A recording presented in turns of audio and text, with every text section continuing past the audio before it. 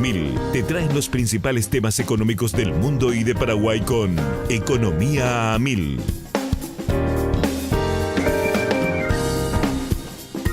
Economía a 1000 es presentado por Invertí en vos y en tu futuro con Regional Casa de Bolsa.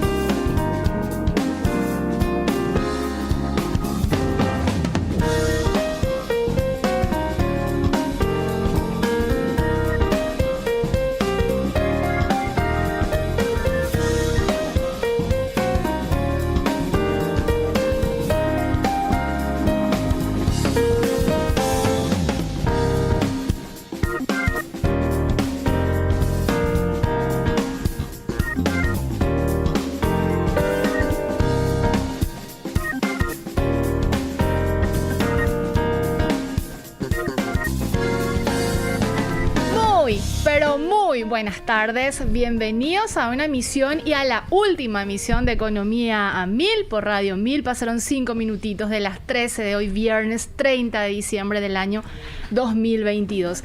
A horas de terminar este gran año, para muchas personas con muchos desafíos, para otros seguramente un poco más complicado, para otros más fácil, pero así fue este año y ojalá que el 2023 esté cargado de mucho más optimismo.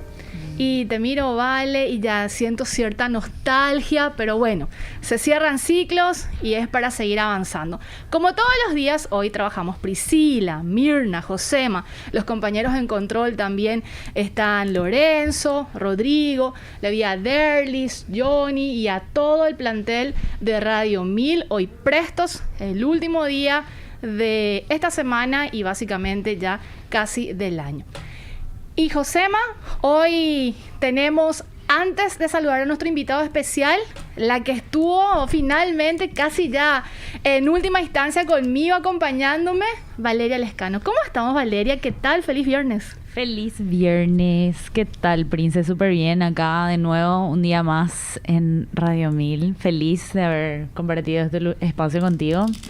Pero sí, triste también porque vamos a ver qué nos depara el año que viene. Así es, yo creo que volvemos con mucha más información, análisis, noticias, justamente lo que desarrollamos desde febrero hasta ahora aquí en este espacio. Y ya le doy la bienvenida a nuestro invitado especial. Vamos a cerrar con broche de oro este programa Economía a 1000. Estamos con el economista, exministro de Hacienda, presidente de la consultora MF Economía e Inversiones, Manuel Ferreira. ¿Cómo estamos, Manuel? Feliz viernes. ¿Qué tal, Prince? ¿Cómo estás, Valeria? Un gusto, un saludo también a toda la audiencia de Radio 1000. Ya cerrando prácticamente el año 2022, Manuel. Sí, ya falta hoy el último día hábil, ¿verdad? Así es. Sí.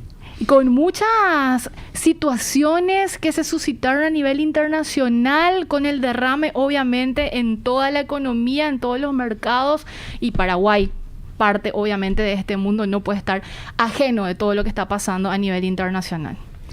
Sí, mira, creo que el comportamiento de la economía internacional ha tenido una particularidad que es bastante común a todos, que es el incremento de precios que se ha dado durante todo el año, básicamente inducido por un incremento de la demanda a nivel mundial.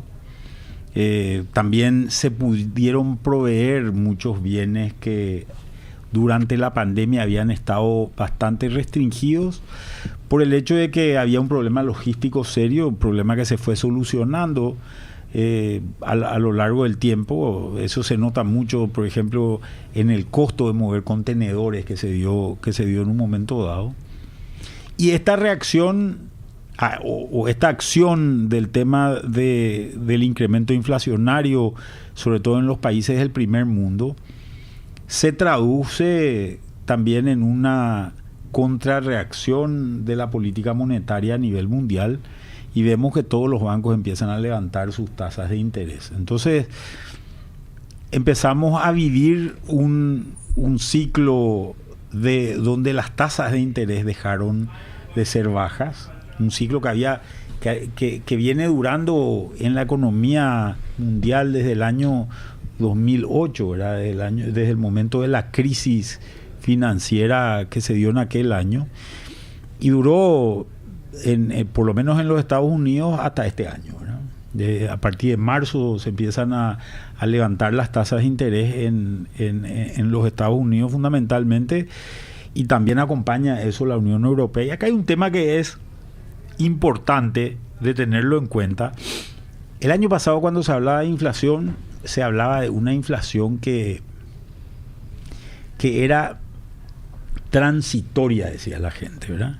Así, y creo que los bancos centrales, yo era uno de los que creía incluso en esa posición. Sin embargo, esta inflación demostró ser mucho más estable de lo que se esperaba, ¿verdad? Y eso hizo que algunos bancos centrales, el Banco Central de Paraguay, entre paréntesis, no está dentro de esa línea, hayan reaccionado tarde a este evento, ¿verdad? Al igual que Brasil también, si mal no recuerdo, Manuel. No, Brasil reaccionó temprano también, sí, igual que el Banco Central de Paraguay. Así es. Entonces, esta reacción tardía de la Reserva Federal hizo que la reacción sea mucho más violenta, ¿verdad? Entonces, Estados Unidos sube su tasa de interés de 0, hoy está en valores de 4.50. Y esto lo hizo en 9 meses, ¿verdad? Incrementos de tasa de 0,75 por vez, ¿verdad? Y empezó a afectar ya esta inflación, una inflación que había llegado a valores importantes del orden más o menos del 11% en su momento. Hoy están en valores de alrededor de 7% en la inflación. Pero obviamente, ¿qué es lo que te genera este impacto? Y este impacto fue menos violento en la Unión Europea. La Unión Europea tiene el problema de que es una unión monetaria, pero no, y aduanera, pero no es una unión fiscal. Entonces, la política monetaria no es manejada por los países, es manejada por el Banco Central de Europa. Y este Banco Central Europeo tiene que ser mucho más cuidadoso, sobre todo para afectar a aquellas economías más débiles, que son en general las economías del sur europeo. España, Portugal, Italia, Grecia, son países que tienen niveles de endeudamiento enormes, y por tanto tasas de interés mucho más elevadas realmente le generarían un golpe muy fuerte a esos países. Entonces fue mucho más moderada la suba en el caso del Banco Central Europeo. Sin embargo, ¿qué es lo que ocurre cuando suben las tasas de interés? Lo primero que ves es una pérdida de poder adquisitivo. Cuando sube la inflación ves una pérdida de poder adquisitivo del consumidor, y acá se da una particularidad que es muy interesante, que es todo empieza a competir contra todo. Entonces vos ves una empresa que produce, no sé, automóviles, digo, cualquier cosa, y en realidad esa empresa de automóviles considera a su competencia a otra empresa de automóviles, a otra marca de automóviles. Pero cuando hay un proceso inflacionario, en realidad comprar un automóvil o pagar la cuota de un auto significa que yo deje de comprar ropa, o significa que yo deje de comprar alimentos, o significa que yo deje de irme de vacaciones. Entonces se achica la canasta, se le achica las opciones al consumidor, y hay menos demanda, ¿verdad? Entonces esto es lo que está pasando en el mundo, y lo que vemos es un proceso de desaceleración. A esto se le suma la tasa de interés elevada, que hace que muchos proyectos se queden en proyectos y no se conviertan en realidades de inversión, por el hecho de que al ser un proyecto al ser un proyecto y estar financiado con una tasa de interés mucho más elevada, posiblemente el resultado de esa inversión sea un resultado negativo, entonces la gente prefiere esperar. Eso que decís, Manuel, termina presionando en este sentido el potencial de crecimiento que deberíamos haber tenido, al menos al cierre del 2022 y para la perspectiva de lo que es 2023. A nivel mundial. A nivel mundial, claro. A nivel mundial lo que ves es una caída del consumo, una caída de la inversión, y esas caídas del consumo y la inversión obviamente se traducen en menor crecimiento, que es la expectativa a nivel mundial para el año 2023, ¿verdad? Y la intervención de China, Manuel, en este... Y China está en una situación distinta, ¿verdad? Es la otra gran economía que no está tan afectada por esta situación inflacionaria, pero sí ellos todavía no han podido superar el problema sanitario que le genera la pandemia, ¿verdad? Ellos han tenido una política muy peculiar en términos sanitarios y, por ejemplo, no vacunan a su población, no reciben vacunas del occidente, digamos, ¿verdad? Sino usan solamente las vacunas chinas, que también en muchos de los casos han demostrado ser menos efectivas que las vacunas producidas en otras partes del mundo, ¿verdad? Tanto en Europa como en Estados Unidos, fundamentalmente en Estados Unidos, ¿verdad? Y tampoco han preparado su sistema sanitario para una eventual brote masivo de COVID. Imagínense que ellos están en este sentido igual que como nosotros estábamos en el año 2021, ¿verdad? Con el miedo de que te agarre sin vacunas y con un relajamiento en la política. No han generado inversiones en sus unidades de terapia intensiva, por ejemplo, ¿verdad? Hay un cálculo hecho por epidemiólogos contratados por la revista The Economist que hablan de la probabilidad de que la cantidad de muertes en China en el 2023 alcance 1,5 millones de personas, ¿verdad? Sí, me dirán, pues China no tiene mucha gente, ¿verdad? Sí. Y son 1.400 millones de habitantes, pero estamos hablando del 1% de la población, ¿verdad? O cercano al 1% de la población, perdón, el 0,1% de la población. Igual es un número imponente. ¿Y qué genera esto? Va a generar seguramente en un país con una economía tan exportadora, va a generar un problema serio a nivel logístico seguramente, ¿verdad? Entonces los cierres de puertos, no hay delivery de muchos productos que abastecen economías del mundo, y creo que esto lo vamos a llegar a sentir. Acá la cantidad de productos, Paraguay importa alrededor de 3.500 millones de dólares de China todos los años, ¿verdad? En insumos agrícolas, electrónica, electrodomésticos, una gran variedad de productos vienen de ese país, y seguramente vamos a notar una escasez en ese tipo de cosas, ¿verdad? Y el conflicto bélico Rusia-Ucrania en esta reconfiguración, en esta ola inflacionaria que se dio, Manuel. Para nosotros eso impactó en algunos insumos importantes para la economía de Paraguay. El principal fue el combustible. Rusia es productor del 10% del petróleo, ¿verdad? Y hay que entender acá una cosa: Paraguay no es comprador de petróleo. Paraguay es comprador de combustible, de bien procesado ya, de gasoil o de nafta. Porque acá no tenemos una planta que haga ese trabajo. Acá no hay refinadora, ¿verdad? Sí.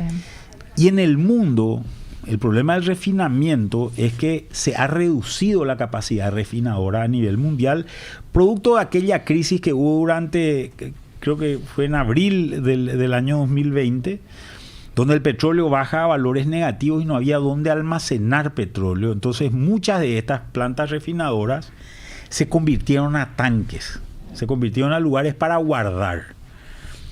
Con todas las políticas ambientales que existen en el mundo, autorizar la reapertura de estas plantas es complicado pasar la legislación. Es difícil que legislaciones de países europeos o países del primer mundo en general autoricen que se vuelva una planta procesadora de productos fósiles. Sin embargo, también en el marco de esta crisis, una de las cosas que se genera es el serio problema del gas, que afecta fundamentalmente al tema de calefacción en un invierno muy frío en el norte, en el hemisferio norte, sobre todo en Europa.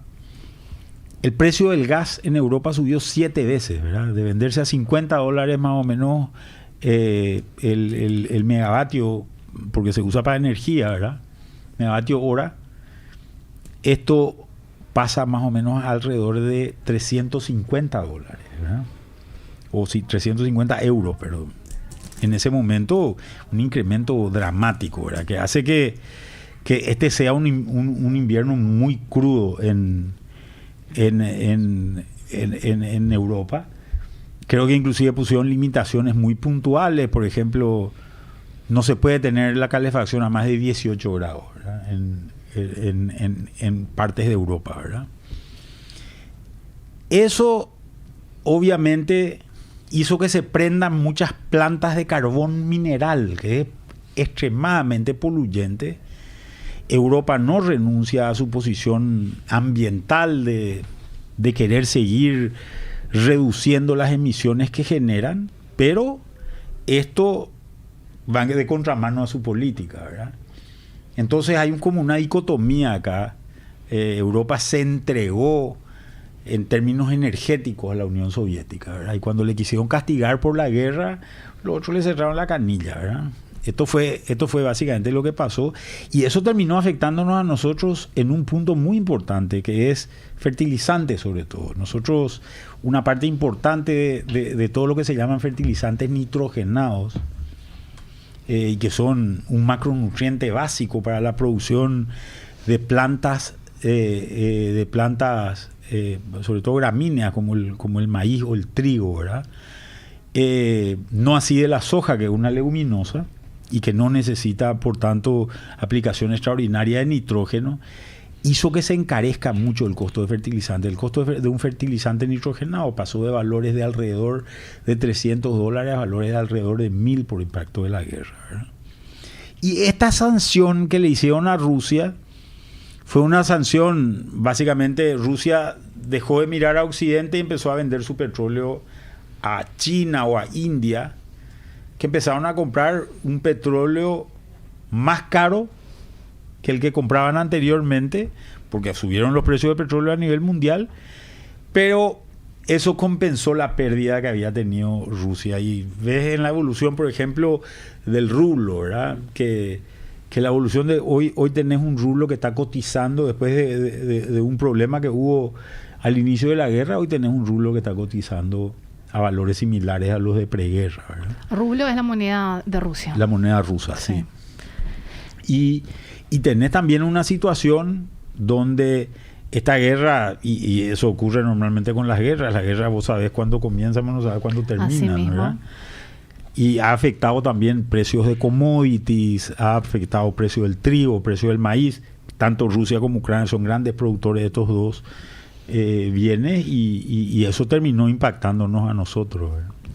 ¿Cómo está actualmente la cotización del petróleo, Manuel? Porque esa es la gran preocupación que siempre se presenta atendiendo este año 2022 y todo lo que estabas exponiendo, y obviamente las perspectivas que se tienen en ese sentido. Nosotros estamos viendo un petróleo por debajo de los precios de preguerra, ¿verdad? Y en un mundo en desaceleración, lo que estamos viendo es que el efecto guerra parecería ser ya se ha consumido, y empezamos a ver también que se da una situación donde seguramente la tendencia es una tendencia bajista por una retracción de la demanda. Yo no veo durante el año 2023 como un riesgo grande el incremento del precio de petróleo, ¿verdad? Creo que, a no ser que haya algún tipo de evento muy extraño o transversal que termine afectando esos precios, ¿verdad? Y tenemos esta situación, por esta situación que hablaba del refinamiento, tenemos una situación donde tarda más en bajar el combustible refinado que el petróleo, y es lo que estamos sintiendo cuando nos vamos a la estación de servicio, ¿verdad? Que en realidad ha bajado relativamente poco el combustible, pero creo que vamos a ver más bajas durante durante el año 2023. Y creo que esa es una noticia positiva para todos, ¿verdad? Dentro de todo, sí. Manuel, con respecto a la región, porque me gustaría abordar esto antes de irnos a la pausa, porque a la vuelta de la pausa vamos a profundizar ya con indicadores de Paraguay. Me gustaría conversar contigo sobre política monetaria, sobre política fiscal y obviamente perspectivas para lo que sería el 2023, porque hay muchos desafíos en ese sentido. Pero antes de eso me gustaría situarnos en Brasil, Argentina. ¿Cómo estás viendo lo que está sucediendo en ambos países? Yo veo con mayor preocupación la región que el mundo, ¿verdad? Creo que a nosotros nos va a impactar más lo que termine pasando en Brasil o en Argentina que lo que pase en el resto del mundo, dado que nosotros comerciamos con el mundo productos en general, o le vendemos al mundo productos alimenticios que no creo que tenga un impacto muy serio, ¿verdad? En ese sentido estamos entrando a la cosecha 2023 ahora en el mes de enero con valores de soja, de precio de soja muy buenos, ¿verdad? Dicho esto, ¿cuáles son los miedos que hay con relación a Argentina? Bueno, Argentina está con una situación de inflación muy elevada, que nosotros no vemos ningún viso de solución, y con un sistema de cambios múltiples que genera una escasez relativa de dólares. Entonces, ¿qué es lo que pasa? Por ejemplo, este año para conseguir divisas, el Estado argentino lo que tuvo que hacer, aparecer un dólar que se llamaba dólar soja, ¿verdad? Y ese dólar soja que apareció es un dólar a una cotización especial, porque básicamente los agricultores lo que decían es: yo a este tipo de cambio no vendo mi soja, y la dejaban guardada en un silo bolsa y no salía la cosecha, ¿verdad? Entonces no se generaba el ingreso, y lo que tuvieron que hacer es decir: bueno, perfecto, vamos a convertirlo a pesos a una tasa mejor. Lo hicieron 2 meses, creo que fue septiembre y noviembre, si mal no recuerdo, y recaudaron realmente un monto importante, con lo cual te da una pauta de que en realidad hay una escasez relativa importante de dólares dentro de la Argentina.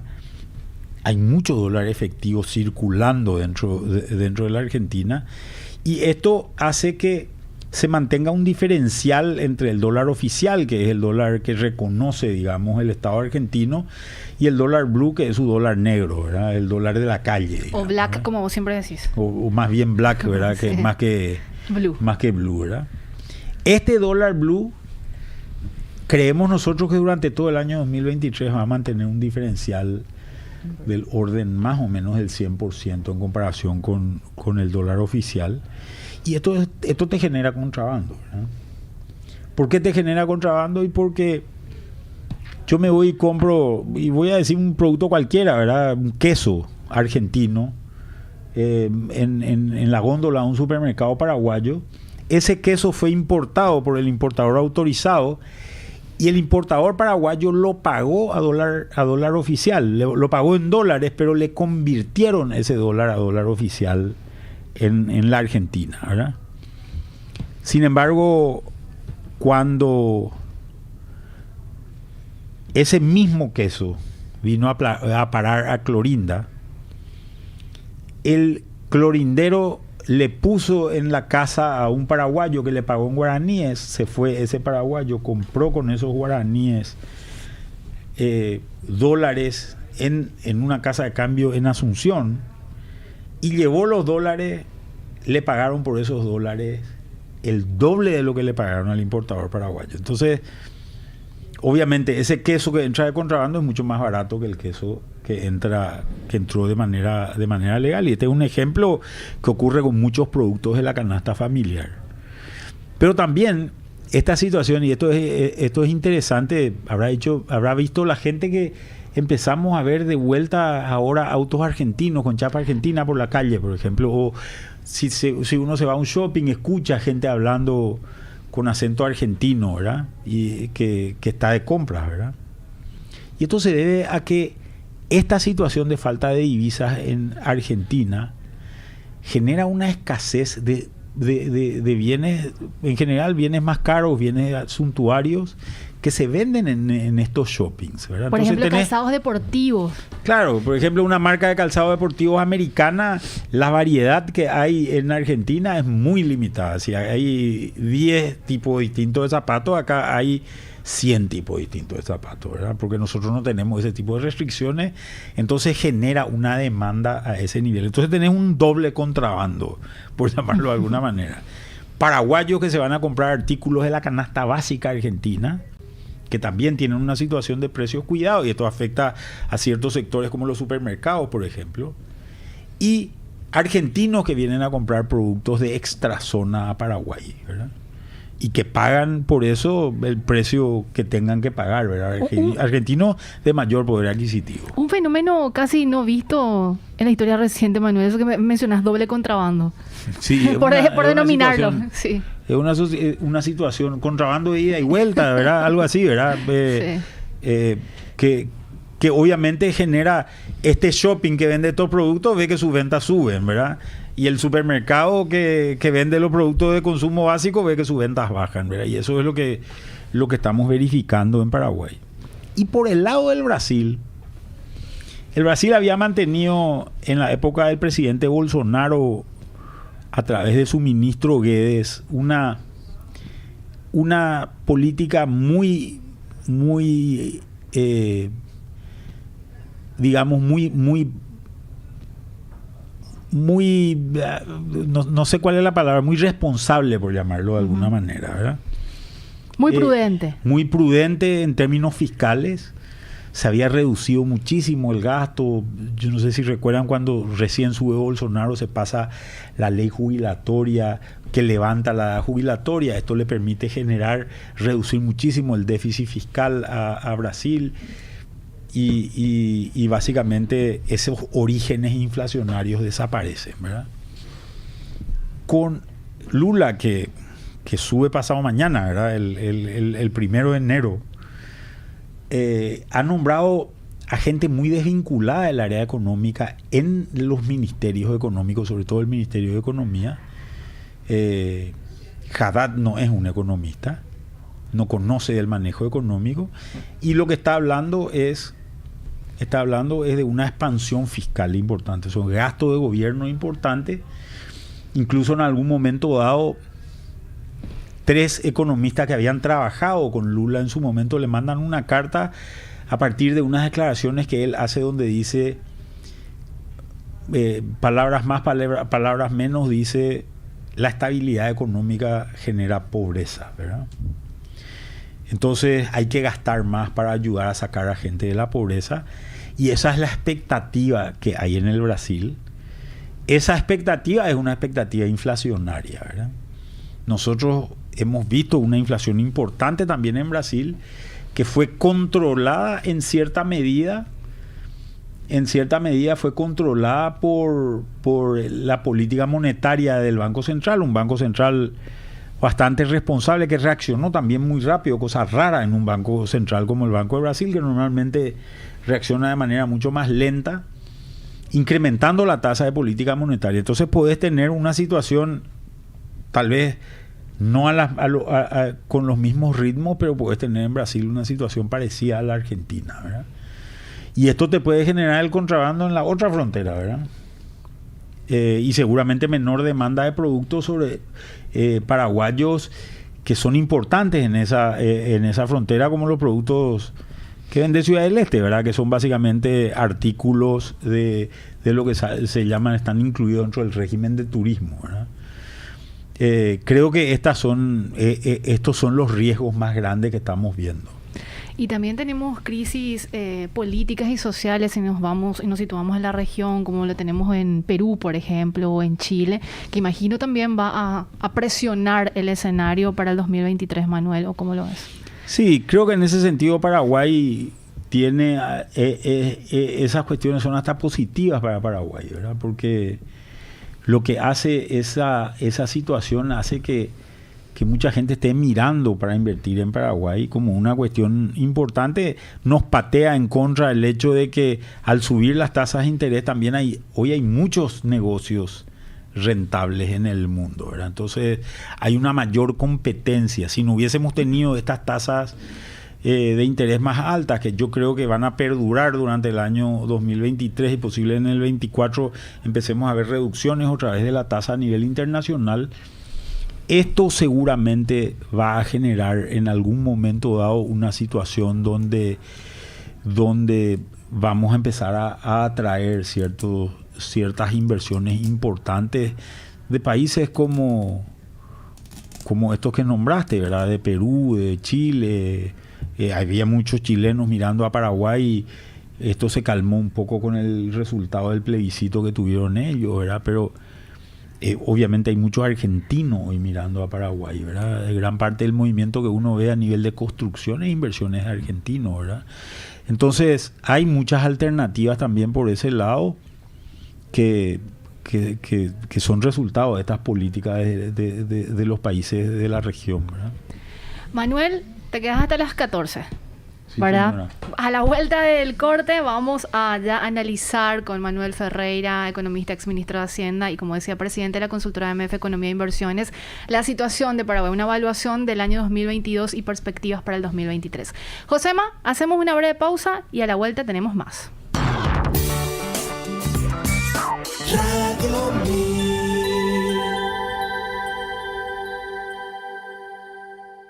¿No sabes cómo maximizar tus ahorros? Desde Regional Casa de Bolsa te damos la oportunidad de invertir de forma diversificada desde 10 millones de guaraníes en nuestros fondos mutuos, con un rendimiento anual objetivo del 5%, sin perder acceso inmediato a tu capital y generando ganancias diarias. No existe plazos ni penalidades y podés retirar tu dinero en tan solo 24 horas. No te preocupes más y convertite en un inversionista dentro del mercado bursátil. Escribinos en contacto @regionalcasadebolsa.com.py. Invertí en vos y en tu futuro con Regional Casa de Bolsa. Buenas tardes y muchas gracias por acompañarnos un día más en C9N. 5 años siendo el primer canal de noticias por aire en Paraguay y Latinoamérica. Trabajamos en vivo. Vamos rápidamente hasta el este del país. Vayamos a la información en vivo. Ya en vivo, de exteriores. En vivo y en directo. 5 años llegando primero a donde nadie llega. 5 años relatando noticias de una forma diferente, con opinión propia e independiente. Porque desde hace 5 años somos los primeros. C9N, el canal número 1 de noticias en Paraguay. Proba los mejores chorizos y las mejores hamburguesas, los fiambres y los jamones que no falten en tu heladera. Qué rico está el chilpaguazú y la sopa paraguaya, porque en cada momento Guaraní te acompaña. Es Guaraní, el idioma del sabor. Es Guaraní, alimentos Guaraní, el idioma del sabor. Contactate con nosotros al WhatsApp de la radio 0994-674-000 o a la línea baja 021-302-600. Radio Mil.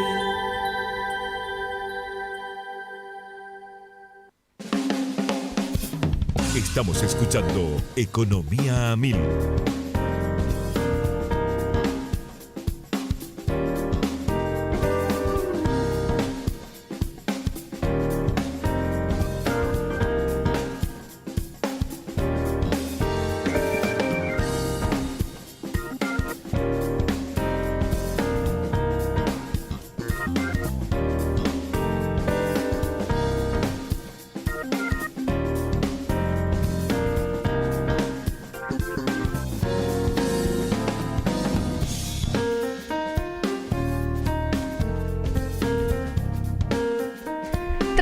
Minutos pasaron de las 13 de hoy, viernes 30 de diciembre del año 2022, nuestro último capítulo de Economía a Mil.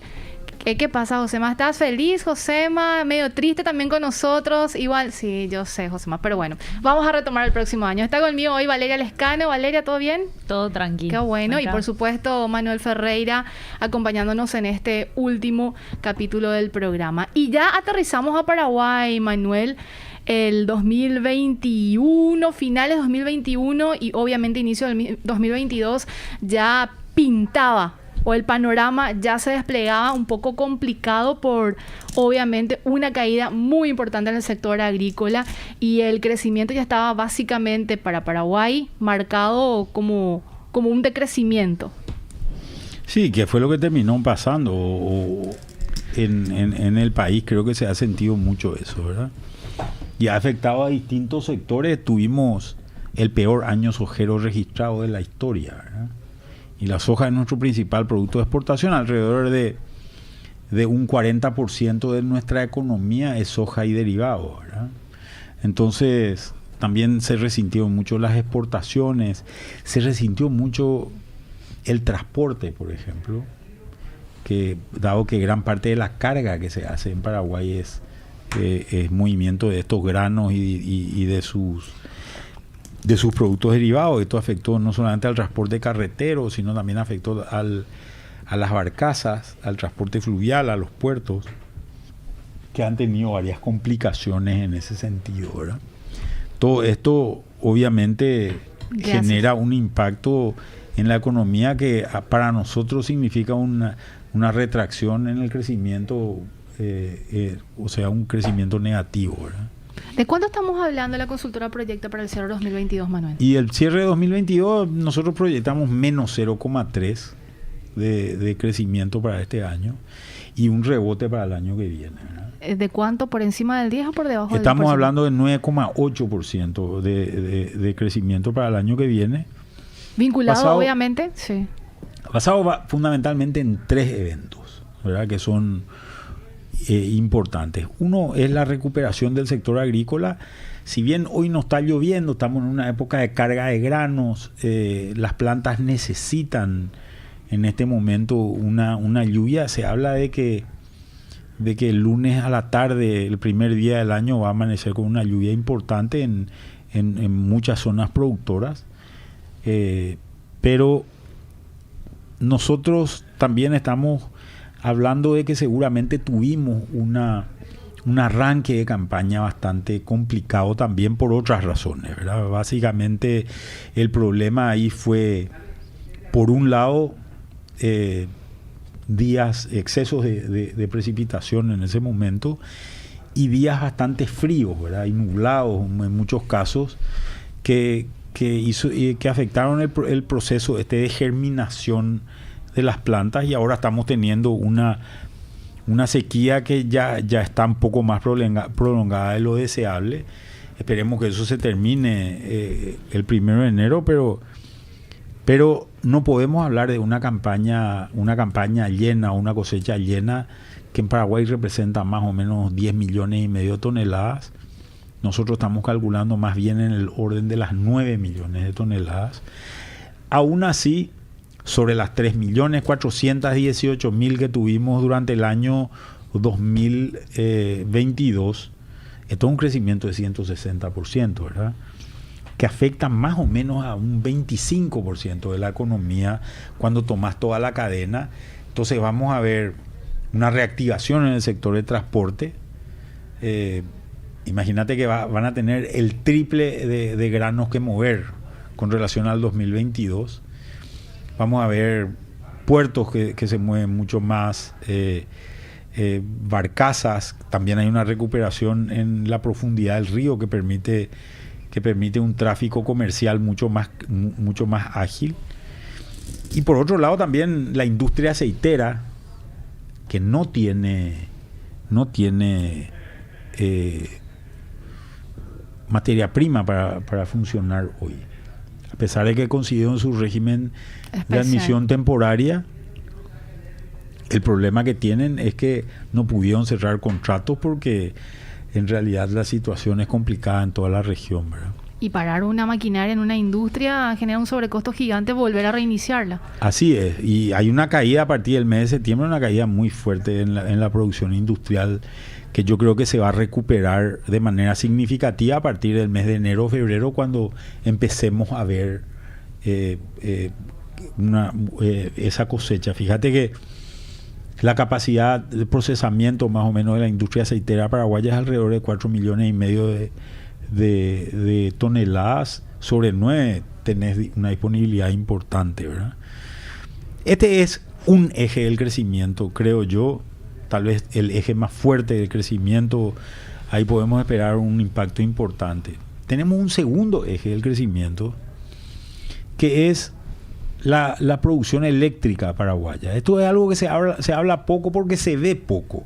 En realidad todos estos recursos son recursos que van al Estado a través de la ANDE o el Ministerio de Hacienda, pero lo que pasó fue que tuvimos buenas precipitaciones en las nacientes del río Paraná y de sus afluentes, pero esa agua tarda en llegar porque venían también de sequías importantes, y hay 54 represas río arriba de Itaipú, ¿verdad? Que se tenían que llenar primero todos esos embalses para que empiece a llenar el agua.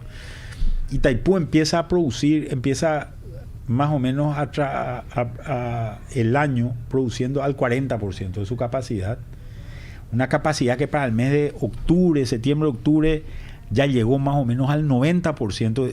Incluso vimos abrir, después de muchos años, no recuerdo cuándo habrá sido la última vez, pero vimos que este año se abrieron las esclusas para liberar agua. Eso es básicamente agua que no se convierte en electricidad, ¿verdad? Y esto se debe a que la altura, esas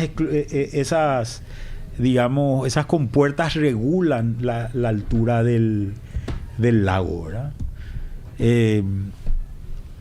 Posiblemente entonces empezamos a ver una normalización en la producción eléctrica de Itaipú, que afecta más o menos al 8% de la economía, y que va a tener un crecimiento también importante, ¿verdad? Nosotros vemos por lo menos crecimientos del orden del 25% en la producción eléctrica paraguaya, tanto en Itaipú como en Yacyretá y Acaraí también, ¿verdad? Hablaste de 3 componentes, nos faltan. Y el tercer componente es el inicio de obras de Paracel. Paracel es la papelera que se va a instalar en la zona de Concepción. Una inversión impresionante, Manuel. Es una inversión de 3.500 millones de dólares. Esto representa alrededor del 9% del Producto Interno Bruto de Paraguay. Imagínate que ese dinero se gaste en 3 años, es 3% de crecimiento por año. Muy concentrado en esa zona, ¿verdad? Muy concentrado en la zona de Concepción, del norte de San Pedro, pero donde vamos a ver una dinámica muy importante, generación de empleo para obras civiles, servicios que se instalan alrededor de esto, en fin, realmente un movimiento muy importante en toda la zona, ¿verdad? Creo que, y si te pones a pensar, tenemos un crecimiento que afecta fundamentalmente al sector agrícola y a todos sus sectores aledaños. También va a afectar el ingreso de divisas en Paraguay, con lo cual vamos a ver seguramente menos presiones en el dólar, porque va a haber más disponibilidad de dólar. Posiblemente veamos incluso ahora con el inicio de la zafra un dólar que va a bajar. Tenemos un segundo evento que está vinculado a este tema de la electricidad, que va a significar mayores recursos para el Estado, pero eso se nota menos porque el Estado se mueve de otra manera. Y después tenemos este tercer evento que está muy focalizado en un área geográfica, ¿verdad? Entonces, si bien el crecimiento es muy importante, creo que el derrame que va a existir en la economía va a ser inferior tal vez a otros años, ¿verdad? A pesar de que el productor agrícola invierte en el sector urbano, sobre todo cuando recupera su capacidad adquisitiva, que es lo que va a hacer ahora con esta campaña, seguramente vamos a ver que eso va a tardar en ocurrir, por lo menos esto es lo que esperaríamos, ¿verdad? Con respecto a la política monetaria, Manuel, la intervención del Banco Central del Paraguay durante este año y por sobre todo lo que más preocupa a la gente es la inflación, perspectivas de los precios. Bueno, el Banco Central, como decía anteriormente, ha tomado una política muy rápida y a mi buen entender demasiado violenta, ¿verdad? La tasa pasó de 0,75% a 8,5%. Una tasa que me parece exagerada, a mi manera de ver exagerada, pero obviamente empezó a torcer la inflación, ¿verdad? A eso vino un acompañamiento. Lo que vemos es, por ejemplo, un congelamiento de precios a nivel de alimentos y vemos que empiezan a bajar los precios de los combustibles, que han sido los dos principales impulsores de esta inflación, ¿verdad? Cuando yo hablo de inflación, de que va a bajar la inflación, y esta es una aclaración que siempre hago, no estoy diciendo que los precios van a bajar, estoy diciendo que los precios van a dejar de subir. Por ejemplo, un ejemplo muy puntual es la carne, ¿verdad? La carne en la góndola no varió 1 centavo, subió de manera importante y después no bajó más. Sin embargo, el ganadero, que le pagaban $4 por kilo al gancho, hoy le pagan $3,1 por kilo al gancho, ha tenido una baja muy importante, con lo cual lo que vemos es que esta posición oligopólica de los frigoríficos ha conseguido generar mayores recursos y mayores dividendos y mayores utilidades en general durante este proceso de tiempo, ¿verdad? En detrimento del sector productivo, el ganadero. Claro, sí. Que es hoy uno de los sectores más preocupantes de la economía, ¿verdad? ¿Por qué uno de los sectores más preocupantes? Porque en realidad dos fenómenos afectan al sector ganadero que son importantes. El ganadero, cuando el precio baja, tiene que vender más porque necesita cubrir sus costos que han subido por el impacto inflacionario y necesita también pagar su deuda. La deuda del sector ganadero es una deuda de $1.600 millones, no es menor esa deuda, ¿verdad?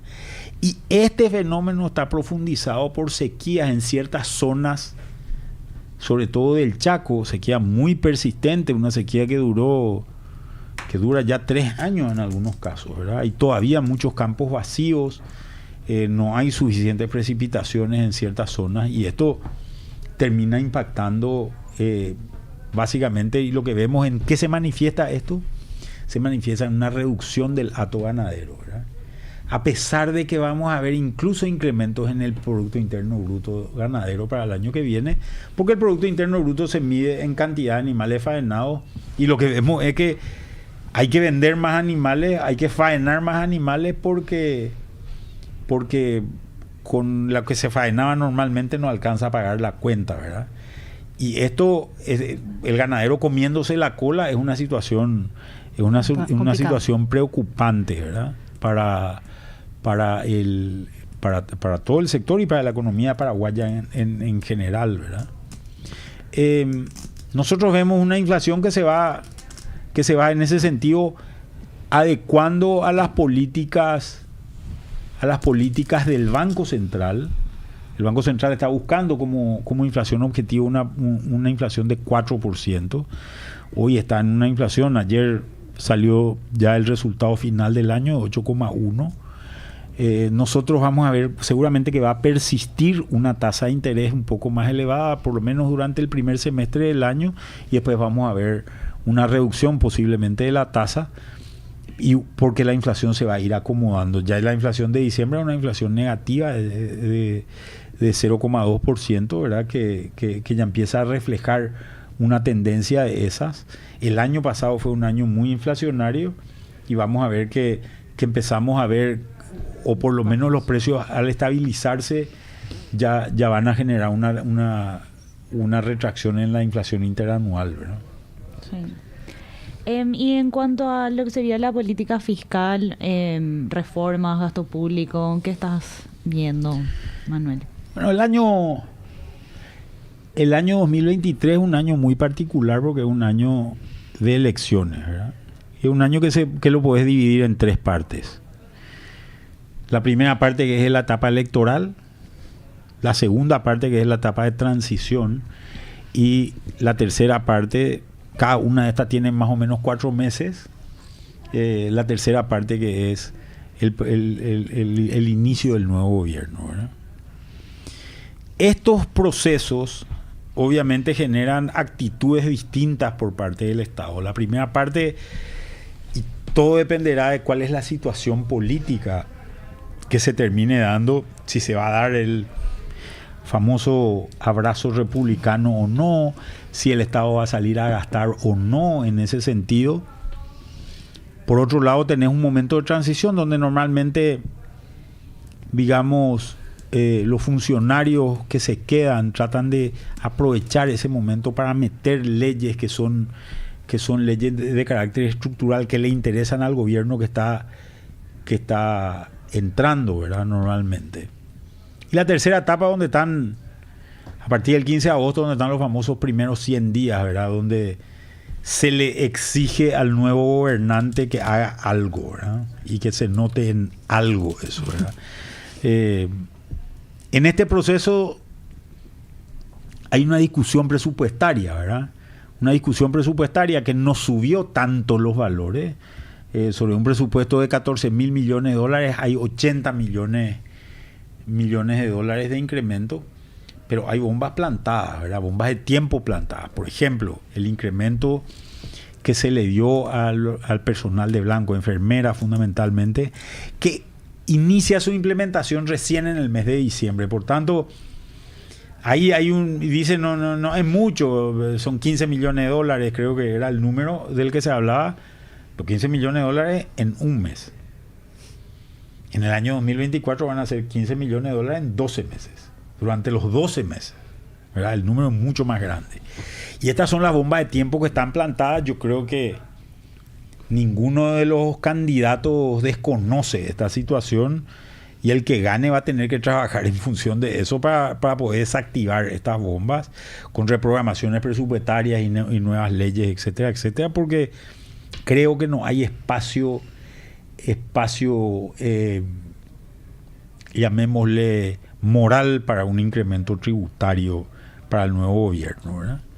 Manuel, y el desafío de converger al famoso déficit fiscal de lo que establece la ley de responsabilidad fiscal también es un componente muy importante, atendiendo que las cuentas públicas ya están saturadas de alguna manera, y la política de endeudamiento también ya está llegando de alguna manera a su techo, en el sentido de que al final lo que interesa son el pago de intereses, porque eso es lo que termina presionando las finanzas públicas. Sí, ahí hay un tema que es importante, ¿verdad? La ley de responsabilidad fiscal habla de que el presupuesto no puede ser deficitario en más de 1%, no la ejecución presupuestaria. Así es. Entonces, hoy consiguió una autorización para tener un déficit de 2,3, que es lo que buscaba Hacienda y es lo que consiguió. Pero esto va a significar recortes en ciertos espacios, ¿verdad? Incluso hay un planteamiento de una nueva ley de responsabilidad fiscal que está durmiendo el sueño de los justos en el Parlamento, pero que posiblemente se reactive para el ingreso del gobierno que viene, al igual que la ley del funcionariado público, ¿verdad? Que es una ley también que está ya en el Parlamento sin tratamiento, ¿verdad?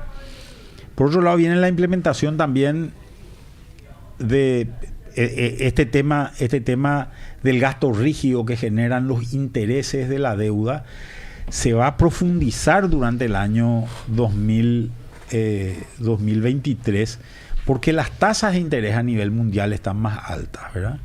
Y este ya es un número significativo. Muchas veces se habla de un presupuesto de 14.000 millones de dólares, es el presupuesto total del Estado, pero el déficit, para medir el déficit, se usa el presupuesto de la administración central, donde están los ministerios, los 3 poderes del Estado, y están excluidas, por ejemplo, las empresas públicas, las universidades, gobernaciones, etcétera, ¿verdad? Entonces, este presupuesto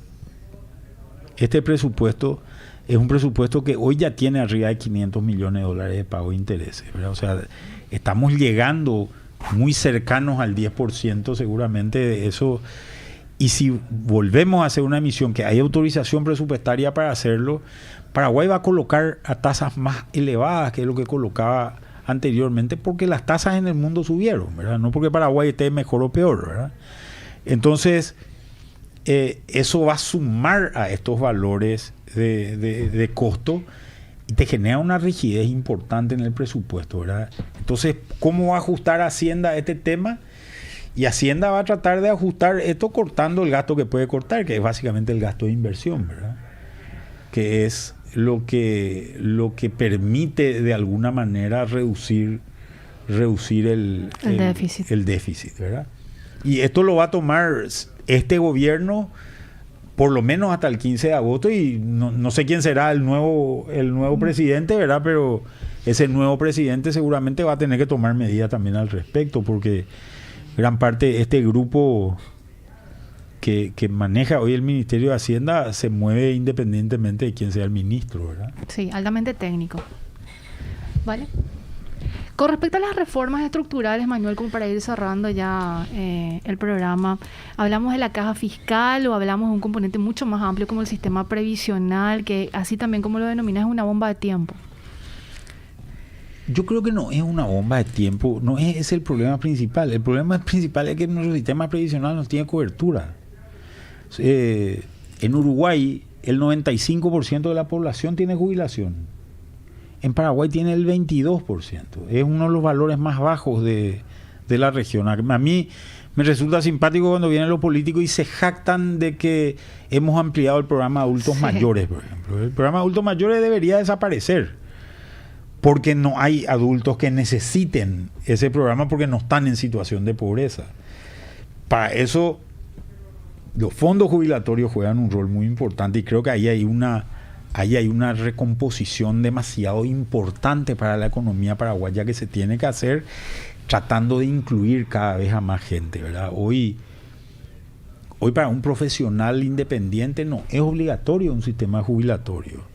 O para un dueño de empresa no es obligatorio y debería ser obligatorio, y eso también te permite generar un gran ahorro nacional, y ese ahorro nacional se tiene que transformar en inversión, ¿verdad? Entonces creo que ahí hay una gran tarea que hay que hacer. Esperemos que quien sea que sea electo considere esto como una cuestión importante, y el tema muy puntual del tema jubilatorio es la caja fiscal, que es la principal generadora de déficit dentro del presupuesto, ¿verdad? Y ese es un tema que hay que atacarlo. Ahí sí hay una bomba de tiempo, ahí sí hay una situación preocupante que hay que resolverla ahora, ¿verdad? No se puede seguir esperando, porque en realidad hoy cada vez más el trabajador público no contribuye a su jubilación, sino eso son los propios activos hoy lo que están pagando jubilaciones de gente que se jubila muy joven, ¿verdad? Por un lado, y en un momento dado esto va a convertirse también en pagos tributarios. Todos vamos a tener que pagarle a los jubilados del sector público. Manuel, muchísimas gracias por estar hoy en el último episodio de Economía 1000. Así vamos llegando al final después de más de 10 meses, porque habíamos arrancado en febrero, el 7 de febrero, este proyecto, y aprovecho para agradecerte por la confianza que depositaste en mí y también en Alfredo Pereira cuando iniciamos este proyecto. Y obviamente esto es un trabajo que lo venimos llevando desde hace meses, porque yo siempre digo, hablar de economía en un país como Paraguay genera cierta reticencia en la gente. Es como que números, estadística, datos, no estoy tan metida en el tema o metido en el tema, pero vos, y esto que no suene a halago superior sí, pero vos sos un gran profesor en ese sentido, porque de vos todo tu equipo vamos aprendiendo cómo hablar de economía en un lenguaje más sencillo, que llegue a la gente, que entienda a la gente, porque al final uno termina y hace economía desde que se despierta hasta que duerme. Entonces es importante, y bueno, agradecerte también obviamente esa confianza depositada en mí y en el equipo para llevar adelante este proyecto en conjunto con Radio 1000. No, para mí es demasiado importante que la gente entienda economía, ¿verdad? A mí no me sirve de nada usar una jerga que nadie entiende y parece que soy muy inteligente, pero en realidad nadie me entendió lo que le dije, no pude comunicar, porque en realidad los que hacen economía son todos, ¿verdad? todos somos agentes económicos y todos de alguna manera generamos esta reacción colectiva que le llamamos economía, ¿verdad? Tanto a nivel de empresas como a nivel de mercado o a nivel macroeconómico de la economía global e incluso mundial, ¿verdad? Y entonces es importante que la gente sepa, y creo que esa es la tarea que desde MF siempre queremos hacer, que la gente sepa que cómo se hace este trabajo, cómo impactan sus decisiones, y creo que en ese sentido el equipo de MF Economía es un equipo que trata de contribuir todos los días con esto, y bueno, en esta asociación con Radio 1000, que la comenzamos como un sueño no solamente nuestro, sino también de Pitu Petengil, ¿verdad? De acuerdo, sí. Que fue él que tuvo esta idea y que fue él que se nos acercó. Lastimosamente hoy ya no está con nosotros, ¿verdad? Pero realmente fue su idea y fue su proyecto, ¿verdad? Y bueno, agradecerle a él, ¿verdad? Donde quiera que esté, ¿verdad? Por este tema, que realmente creo que es una contribución al país y una contribución al conocimiento de la gente, ¿verdad? Por supuesto, Manuel, y yo sintiéndome muy orgullosa por formar parte del equipo, y yo creo que Valeria también se suma a estas palabras, y decirle a la gente que si bien hoy cerramos un capítulo, nosotros desde donde nos toque vamos a seguir haciendo esto que dice Manuel, sumar al conocimiento de la gente desde la consultora. De hecho, todos los capítulos de Economía 1000 están alojados en Spotify.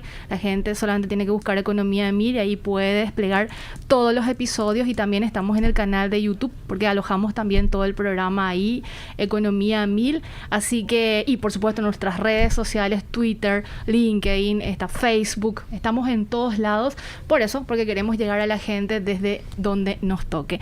Y agradecerle muy especialmente también a los compañeros del otro lado, Josema, Ángel, Miguel, estaban todos los compañeros en control, las chicas Mirna, Priscila y todo el equipo humano que hizo posible este programa. Y por supuesto, al gran equipo de MF Economía e Inversiones, Valeria, Horacio Laves, que fue la gran revelación, sí. Manuel, alias Acho. También estuvo con nosotros Dominica Zavala, haciéndonos el soporte, Ingrid Herrera, no me quiero olvidar de nadie, Camila Bruschetti, estaba también Adriana Guillén, y todos los compañeros, hasta Olga Ferreiro me sirvió de productora en ocasiones, Manuel, sí. Así que trabajamos todo en conjunto en este proyecto. Así es. Y bueno, así tenemos que llegar ya lamentablemente al punto final de Economía 1000. Yo les deseo un exitoso cierre del año 2022 y también un exitoso inicio y por sobre todo un año 2023. Manuel, que pases muy bien y éxitos en el año 2023. Igualmente, muchas felicidades a todo el equipo y sobre todo a la gente que nos sigue y nos escucha, ¿verdad? Así es. Valeria Lescano. Un gusto compartir hoy con ustedes y nada, feliz año nuevo para toda la audiencia también. Feliz año a todos. Vamos cerrando Economía 1000.